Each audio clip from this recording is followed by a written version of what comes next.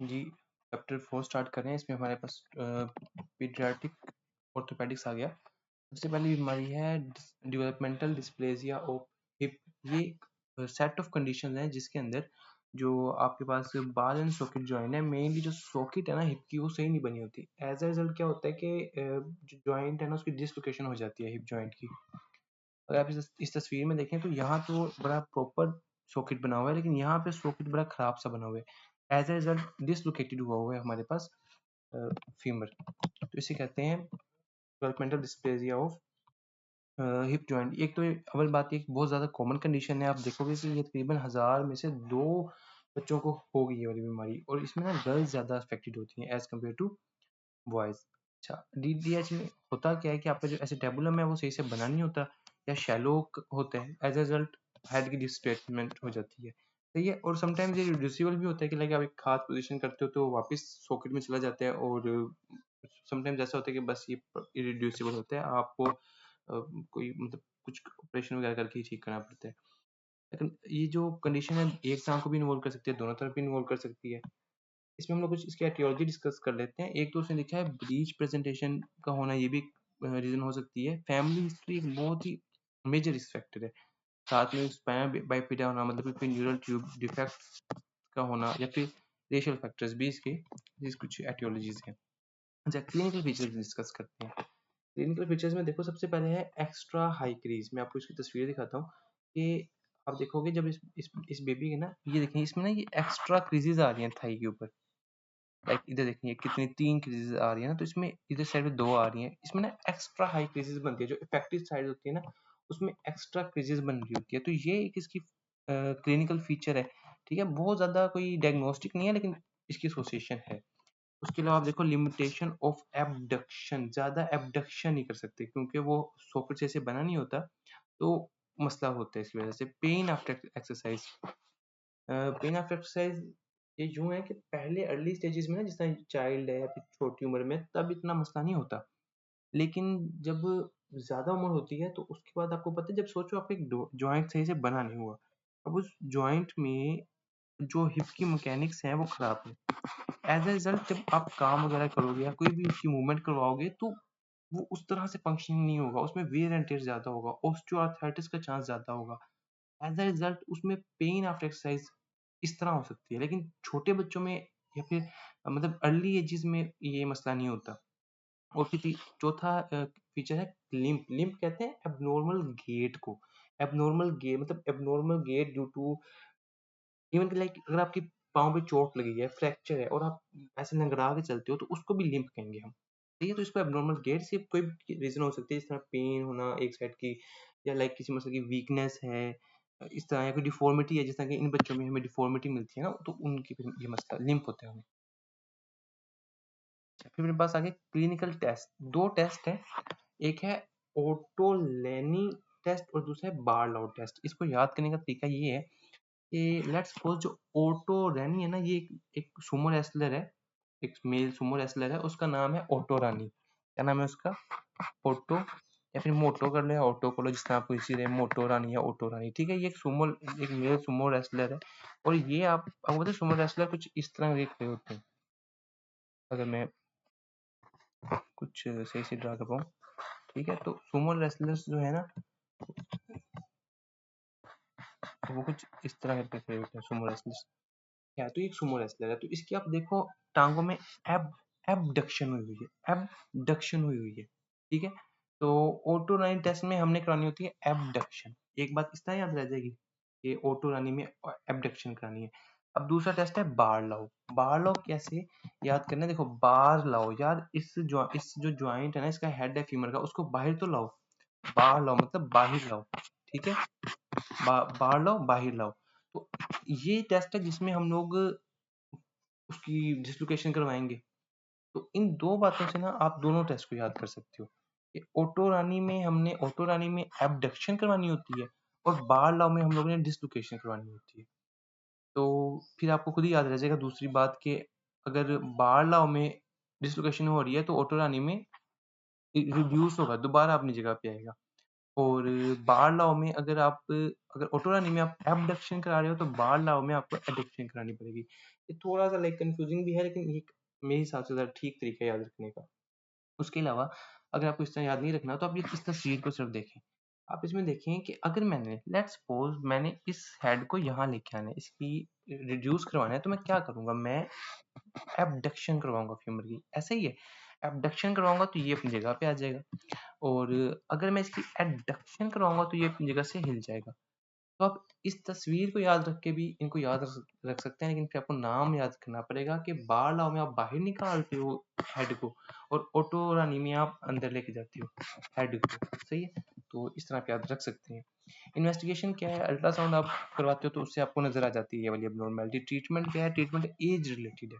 देखो अगर तो है न्यू नेट, तो न्यू नेट्स में आपने पता क्या करना होता है, आपने खास पोजीशन सेट करनी होती है, जैसे सुमो रेसलर नहीं होते, फ्लेक्स्ड और एबडक्टेड हिप जॉइंट पे कौन क्या पोजीशन रखनी है, फ्लेक्शन और एबडक्शन, सही है। तो वो आपने करनी है, मतलब फैली होंगी टांगे और कटी हुई होंगी, तो इसे कहेंगे फ्लेक्शन एंड एबडक्शन। ये आपने करवानी है, और मल्टीपल वेरियस सप्लीमेंट्स लगा लगो के ना इस पोजीशन को मेंटेन किया जाता है। ये है न्यू नेट्स के लिए। तो लेट्स सपोज के न्यू नेट्स में नहीं वो पेशेंट हमारे पास प्रेजेंट किया, वो बाद में आया, इन्फेंट मतलब 1 साल की उम्र के करीब करीब आया। अब हम लोग कंजर्वेटिवली भी ट्राई कर सकते हैं जो हम लोगों ने न्यू ईयर्स पे करते हैं, लेकिन अगर वो फेल हो जाती है फिर आपको डेफिनेटली ओपन रिडक्शन करनी पड़ेगी, मतलब ऑपरेशन करके उसे सेट करना पड़ेगा। अब अगर उम्र हो जाती है 1 साल से ज़्यादा, 1 साल से ज़्यादा उम्र के बाद प्रेजेंट किया ना, अब आपके पास सिर्फ सर्जरी ही हल है, मतलब आपको ओपन रिडक्शन ही करनी पड़ेगी, क्योंकि मतलब 1 साल के बाद ना टिश्यूज़ और मसल्स इतने मैच्योर हो चुके होते हैं कि आप उसको पोज़ीशन में सिर्फ रख के सेट नहीं करवा सकते, ठीक है? तो इसके लिए आपको फिर मजबूरन ओपन रिडक्शन ही करनी पड़ेगी, और अगर सपोज़ 6 साल से ज़्यादा उम्र हो गई है, अब पेशेंट प्रेज़ेंट किया, तो कोई आपके पास हल नहीं है। आप सर्जरी भी कर दोगे तो उसका फ़ायदा नहीं है। अच्छा, मैंने आपको कुछ तस्वीरें दिखाई थी, जो मैंने आपको दिखाया था ना कि किस जॉइंट पे एंकल के और का क्या-क्या मूवमेंट्स होती है, उनका फ़ायदा उनका काम अब होगा, हम क्लब फुट पढ़ने लगे हैं। कंजेनिटल एनोमली है क्लब फुट, इसमें ये भी मतलब ये अलोन भी प्रेजेंट कर सकते हैं कि बच्चा, उसे कोई भी मसला नहीं है, सिर्फ क्लब फुट है, और ये भी हो सकता है कि उसको और भी कोई कंजेनिटल एनोमलीज हो, उनके साथ भी प्रेजेंट कर सकती है, और इतने मसले वाली बात नहीं है। तो वो इस तरह के पेशेंट्स है ना, मतलब ठीक हो जाता है। लेट्स सपोज सिर्फ क्लब फुट है ना बच्चे को, तो वो ठीक हो जाए तो बिल्कुल बच्चा जो है नॉर्मल लाइफ गुजार सकता है, जिसमें एथलीट एज एथलीट भी बन सकता है, मतलब इतना ठीक हो जाता है। ये चल फिरना तो दूर की बात, भाग भी सकता है वो, सही है। अच्छा, which one of the following, इसमें दोनों तरफ के इफेक्ट हो सकते हैं, और क्लासिफिकेशन हम करते हैं स्ट्रक्चरल और पोस्चरल। पहले हम लोग इसमें ना टर्म को ज़्यादा डिस्कस कर लेते हैं। देखो नाम है कंजेनिटल, टेलीपीज, इक्विनोवेरस। देखो कंजेनिटल तो आ गया विरासती, टेलीपीज का टेलस टेलस का मतलब होता है एंकल, एंकल जॉइंट जो होता है ना फुट होता है, टेलस बोन के साथ बनता है, तो उसे टेलस एंकल कहते हैं। और पेस पेस का मतलब होता है फुट, इस तरह हम लोग पढ़ेंगे pes cavus, pes planus, plane foot, ज्यादा आर्च्ड फुट, है ना। तो वो पेस होता है फुट, और इसका मतलब है कोई ऐसी एब्नॉर्मली है जो कि एंकल जॉइंट और फुट को इन्वॉल्व कर रही है। फिर दूसरा क्या, इक्विनो। अगर आपको याद हो मैंने चैप्टर 1 में इक्विनस पढ़ाया था, इक्विनस मैंने आपको पढ़ाया था कि ज्यादा प्लांटर फ्लेक्शन होना, लाइक अगर ये एंकल जॉइंट है और ये फुट है, तो इसमें ये जो चीज आ रही है ना, ये जो चीज आ रही है प्लांटर फ्लेक्शन, ये एंकल जॉइंट पे ज्यादा होना, इसे कहते हैं इक्विनस। और वेरस, वेरस आपको मैंने पढ़ाया था, वेरस भी पढ़ाया था। वेरस क्या होता है, हम रिवाइज कर लेते हैं कि अगर किसी भी जॉइंट का वेरस है, मैं कहता हूँ कि मतलब नी जॉइंट का वेरस है, जिसको हम कहते हैं जीनू वेरस या जीनू वेलगस, है ना। तो उसमें ये होता है कि उस जॉइंट से अगले वाला जो लिम्ब है ना, वेरस का मतलब होता है कि वो इनवर्ड होगा। लेट्स सपोज अगर जीनू वेरस की बात करें तो नी ज्वाइंट से अगले वाला जो अपना लिम्ब है वो अंदर की तरफ होगा, और वेलगस का मतलब होता है कि जो जॉइंट से अगले वाला पार्ट डिस्टल एंड होगा ना, वो अवे होगा, वेलगस।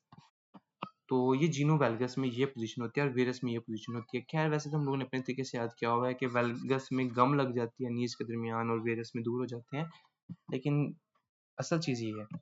तो अगर इसकी बात करें वेरस की, तो इसका मतलब ये है कि जो एंकल जॉइंट है उससे अगले वाला जो है वो इनवार्ड होगा, मतलब जो फुट है ना बच्चे का वो इनवार्ड होगा। अगर आप तस्वीर में देखें ना, तो बेबी का लेट्स सपोज यहाँ बॉडी है बेबी की, तो उसका जो फुट है वो इनवार्ड है, इसे कहेंगे वेरस एंक, ठीक है।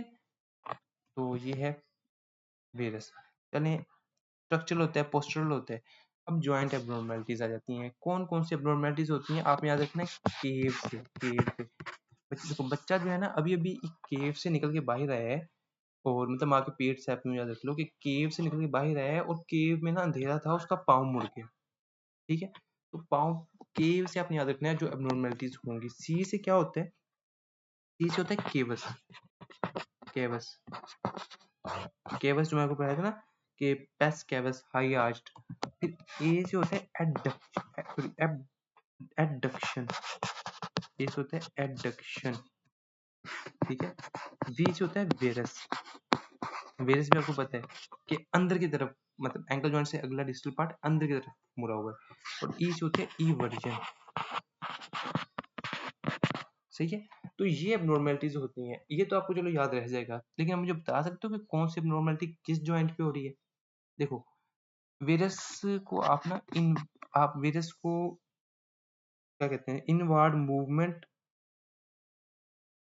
सॉरी मैंने एक मिस्टेक कर दी है, ये ईवर्जन नहीं, इक्विनस। इक्विनस मतलब आपको पता है वो जो प्लांट रिफ्लेक्शन होती है। ऐसे जो वेरस होती है ना, वेरस आपको मैंने बताया कि इनवर्ड मूवमेंट, इसकी वजह से ना इन्वर्जन हो जाती है, हील टिल्ट इनवर्ड, और ये इन्वर्जन की तरह होगा। सही है, तो वैसे ही आप बताओ एडक्शन किस ज्वाइंट पे होती है। एडक्शन होती है टेलो नेविकुलर ज्वाइंट पे, आपको याद हो। और इन्वर्जन, इन्वर्जन किस पे होती है, सब टेलो ज्वाइंट पे, आपको याद हो। खैर, तो यहाँ बस यही बातें लिखी हुई हैं, मैंने इसको जरा इजी करने की कोशिश की है। ठीक है, ये इन्वर्जन जो है आ गया, ये वेरस है, ये वेरस है। और एडक्शन आ गया, सॉरी वेरस डिफॉर्मिटी ने ना, इसने ना थोड़ा सा मिक्स किया हुआ है, इसने लाइक इन दोनों को इकट्ठा कर देना चाहिए था, उसने अलग अलग किया हुआ है। खैर वेरस वो अपने पास आ गया, इन्वर्जन के लिए ही आ गया, एबडक्शन कैवस आ गया, और इक्विनस आ गया। ठीक है, तो इक्विनस आ गया। ठीक है, अच्छा चलिए ये हो गया हमारे पास। फिर इसकी मैनेजमेंट कैसे करनी होती है हम लोगों को, इसकी बड़ी सिंपल सी। ओके, टियोलॉजी आ गया। टियोलॉजी में आपको पहले बता दिया कि ये सिंगल डिफेक्ट भी हो सकता है या कुछ और सिंड्रोम के साथ एसोसिएटेड भी हो सकता है। और ट्रीटमेंट की बात करें तो यार सबसे पहले जो पोंसेटी मेथड है ना हमारे पास, पोंसेटी ये सबसे बेस्ट मेथड है। और इसमें ये है कि सिंपली आपने ना सीरियल कास्टिंग करनी है। जिस तरह कि आप इस तस्वीर में देख सकते हो कि पहले इस तरह पेशेंट आया था, हमने उसकी कास्टिंग करके थोड़ा सा उसको ना बेंड कर दिया, और उसके बाद थोड़ा सा मजबूत कर दिया, फिर थोड़ा सा मजबूत कर दिया। तो इस तरह ना वीकली बेसिस पे हम ऐसे कास्ट को निकाल के नया लगाते रहते हैं, और फिर कुछ ही अरसे में बच्चा ठीक हो जाता है। लेकिन 8 से ज़्यादा दफ़ा कास्ट नहीं लगा सकते। अगर ऐसे 8 दफ़ा तक बात पहुंच जाए, इसका मतलब है आपको ऑपरेशन कर देना चाहिए। एक बात ये, दूसरी बात ये है कि ये गोल्ड स्टैंडर्ड है इसकी मैनेजमेंट का, गोल्ड स्टैंडर्ड है ये वाली पोंसेटी मेथड। ठीक है, और एक बात आपने याद रखनी है कि ये एक्स्ट्रा बात है, जिस तरह को पढ़ा है ना कि, तो हम जो जब अपना इलाज करते हैं तो हम लोग बारी बारी एक एक को ठीक करते हैं हर कास्टिंग में ना। लेट्स सपोज हम लोग फर्स्ट पे केवस को खत्म करेंगे, कोशिश करेंगे, अगले में फिर हम लोग एडक्शन को, फिर वेरस को, फिर उसके बाद इक्विनस को। ठीक है, तो इस तरतीब से हम इसे सेट करते हैं। सर्जिकल ट्रीटमेंट आ जाती है कि अगर नहीं वो पेशेंट ठीक होता तो हम लोग क्या करेंगे, सबसे पहला है टिनोटमी। टिनोटमी जहाँ टेंडन टेंडन को काटना, टिनोटमी, तो एटलीस्ट टेंडन को काट देते हैं। दूसरा रहता है एंटीरियर टीबियल टेंडन ट्रांसफर। इसमें हम पता क्या करते हैं, लेट्स सपोज कि ये बच्चा है हमारे पास, पेशेंट आया, और आपका ये एंटीरियर टेंडन जो आते हैं ना, वो आके लग रहे होते हैं फर्स्ट टो के ऊपर, ये फर्स्ट टो के ऊपर। सही है, और अगर आप सोचें कि मैं इसको यहाँ से उतार कर थर्ड टो के साथ लगा दूं, थर्ड टो के साथ लगा दूं, तो ये जरा खींच नहीं लेगा, टांग को जरा सही करने की कोशिश नहीं करेगा इसकी ऑपोजिट डायरेक्शन में। तो हम लोग यही करते हैं कि जो एंटीरियर टिबियलिस टेंडन होता है ना, उसको फर्स्ट टो से उतार के थर्ड टो के साथ अटैच कर देते हैं। इसे खिंचाव पड़ता है और जरा पाँव थोड़ा सा सीधा हो जाता है। अच्छा, ये अपने पास आ गया एंटीरियर टिबियल टेंडन ट्रांसफर। फिर आ गया ट्रिपल आर्थोडिसिस। आर्थोडिसिस होता है किसी दो जॉइंट्स को ना आपस में फ्यूज कर देना, सर्जिकली फ्यूज कर देना। तो हमारे जो जो जॉइंट्स में मसला आ रहा था, वो पता है सब टेलर जॉइंट में मसला आ रहा था, है ना, उसमें इसी तरह अपने पास टेलोनेविकुलर जॉइंट में मसला आ रहा था। ये भी एक जॉइंट है जो पार्शली इन्वॉल्व हो रहा होता है। तो इन तीनों जॉइंट्स को ना हम आपस में फिक्स कर देते हैं, लाइक इस पे रोटेशन मूवमेंट खत्म कर देते हैं। एज अ रिजल्ट वो फिर जो क्लब फुट होता है ना वो ठीक हो जाता है। बस अब दो तीन तीन टॉपिक रह गए हैं हमारे। पहला आ गया, मतलब चार रह गए। पहला आ गया pes planus. Pes planus flat foot को कहते हैं, मैं आपको पहले बता चुका हूँ। अच्छा, पहले ये समझा जाता था कि जो बच्चे ना जूते पहन के चल ज्यादा करते हैं उनमें ये होता है, लेकिन ऐसा कोई सीन नहीं है। ठीक है। ये है कि जो देखो असल चीज ये होती है कि आपको पता है जब बच्चा पैदा होता है, ठीक है, बिल्कुल न्यू बॉर्न बेबी होते हैं, उनमें आप देखो कि उनमें फ्लैट फुट होते हैं, है ना। और आहिस्ता आहिस्ता वक्त के साथ साथ जब मसल्स डेवलप करते हैं तो उसमें फिर आर्चीज हमारी डेवलप होती है, ऐसे ही है। तो असल रीजन ये थी कि जो बच्चे नंगे पैर चलते फिरते थे ना, भागते फिरते थे जिन इलाकों में, उनमें हमने देखा कि यार उनके पाँव जल्दी, मतलब लाइक मसल ज्यादा जल्दी स्ट्रेंथ अटेन कर लेते हैं, ज्यादा जल्दी आर्चेस डेवलप हो जाती हैं एज कम्पेयर टू वो जो हार्ड सोल इस्तेमाल करते थे ना, हार्ड शूज इस्तेमाल करते थे, हार्ड सोल वाले। तो उनमें जरा डिले हो जाता है इसकी डेवलपमेंट का, आर्चेस की डेवलपमेंट का।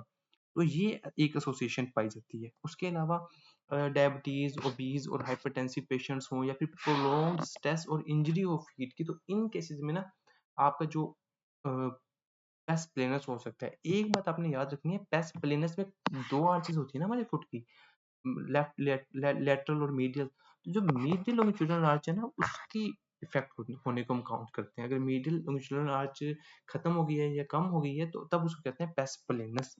ठीक है। अच्छा, अब इसमें हम लोग करना है कि इसकी मैनेजमेंट आ गई। जिस तरह चल के पहले तो टेस्ट आ गया। टेस्ट सिंपल सा है, wet footprint test. Simple, जिस तरह वो इंडियंस अपने शादियों की बात करते हैं, वो कोई संदूर इसमें चलवाते हैं, है ना, दुल्हन को। तो इसी तरह कुछ एक टेस्ट होता है, उसमें आपको पाँव डिप करके चलना होता है। तो उसमें जो निशान पड़ता है ना उससे आप अंदाजा लगा लेते हो कि पेस प्लेनस है, पेस केबस है, क्या चीज़ है, नॉर्मल है। एक चीज़ ये आ गई। दूसरा ये आ गया flat feet patients with a flexible arch.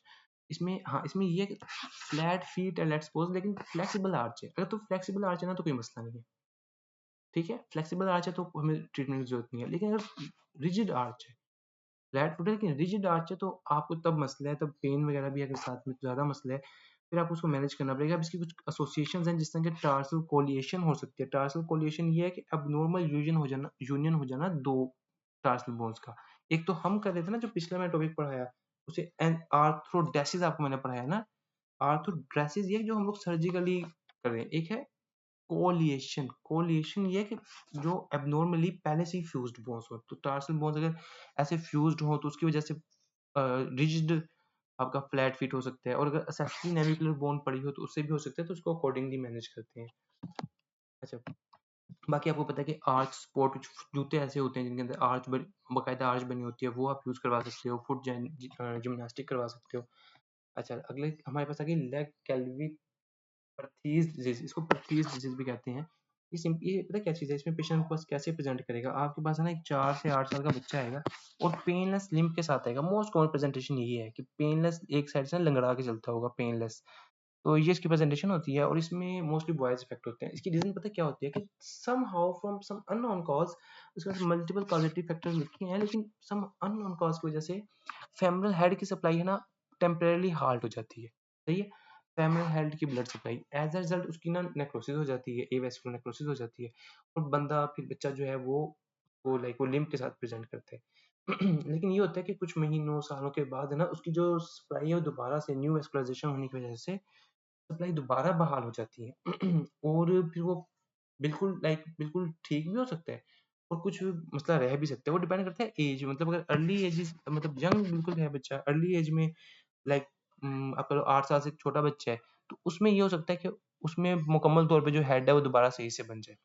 और अगर थोड़ा-सा ओल्ड एज हो गई है, थोड़ा-सा 8 साल से बड़ा बच्चा हो गया है, तो उसमें फिर ये है कि कुछ ना कुछ कमी रह जाती है, जो कि आपको अगर आप एक्स-रे करवाओ ना तो आपको नज़र आ सकती है as a flattened femoral head, या फिर आप कह लो कि फ्रैगमेंटेड फेमोरल हेड की फॉर्म में आपको नज़र आ सकती है। लेकिन अगर यंग बच्चे हैं ना तो उसमें ये भी मुमकिन है कि बिल्कुल ठीक बन जाए दोबारा हेड। सही है, तो ये मतलब कि सेल्फ लिमिटिंग डिज़ीज़ है और इसकी मेन ट्रीटमेंट है बस आपने एक तो ट्रैक्शन अप्लाई करनी होती है, पेन किलर देना होता है। ट्रैक्शन इसलिए अप्लाई करते हैं ताकि मज़ीद डैमेज वर्स ना हो, और फिजियोथेरेपी करवा सकते हो, आप यही कर सकते हो और कुछ खास हल नहीं है इसका। फिर एक बीमारी है सूफी। सूफी में क्या होता है कि आपकी ना देखो मैं आपको बड़ी सी तस्वीर दिखाता हूँ कि आप ये देखो कि हमारे पास ये फेमरल हेड है जो कि एपिफाइसिस होते हैं, उसके नीचे ग्रोथ प्लेट पड़ी होती है ना, फिर मेटाफाइसिस होते हैं। तो अगर किसी बंदे के बच्चे ये जो बीमारी है ना, सूफी या एडोलेसेंस की बीमारी है। एडोलेसेंस बोले तो मतलब ये इस मेजरली 10 से 16 साल के बच्चों में प्रेजेंट करती है। इसमें ये होता है कि आपकी जो ग्रोथ प्लेट है ना, वो एक तो वैसे ही सॉफ्ट होती है, लेकिन कुछ और मसला भी चल रहा है कि वो ज़्यादा ही सॉफ्ट हो गई है, या फिर आप बच्चा बड़ा ओबीज है कि ज़्यादा वजन पड़े।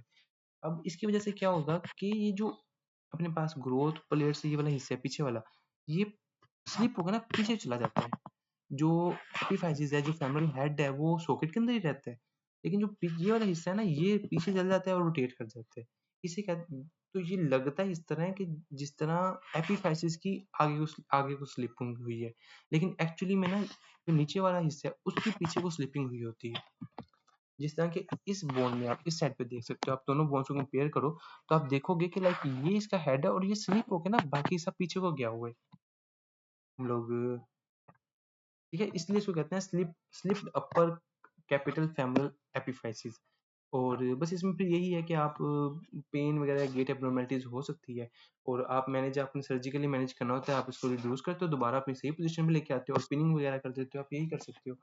लेकिन इसमें ना एक बात का ख्याल रखना होता है कि अगर आपकी एक साइड इफेक्ट हुई है ना, तो मुमकिन है कि दूसरी साइड भी इफेक्ट हो, तो इसलिए ना अपने साथ में दूसरी साइड का भी प्रोफिलैक्टिकली मैनेज कर देना होता है, साथ में उसकी भी ना जो भी पिनिंग वगैरह आपने करनी है वो आपने कर देनी होती है। आखिरी बीमारी आ गई कॉन्ड्रोप्लेजिया। मैं आपको पहले तस्वीर दिखा चुका हूँ। इसमें क्या होता है कि एक कंजेनिटल बीमारी है और इसमें ग्रोथ फैक्टर रिसेप्टर जीन 3 की डेफिशिएंसी होती है।